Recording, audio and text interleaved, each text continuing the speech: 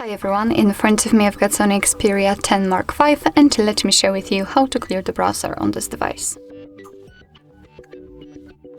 So first of all, let's enter the browser. In my case it will be Google Chrome, and then let's tap on the three dots icon in the right upper corner.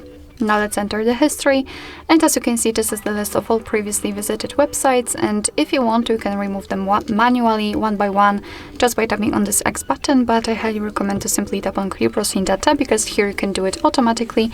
In the basics, we've got browsing history, cookies and site data, and cached images and files, and in advanced, also saved passwords, autofill from data, and site settings. I will remove everything, so I've marked everything. We can change the time range also. As you can see, we've got a lot of options. I will pick all time and simply tap on clear data. As you can see, the history is empty, which simply means that we just successfully removed everything. Alright, so that will be all. Thank you so much for watching. I hope that this video was helpful, and if it was, please hit the subscribe button and leave the thumbs up.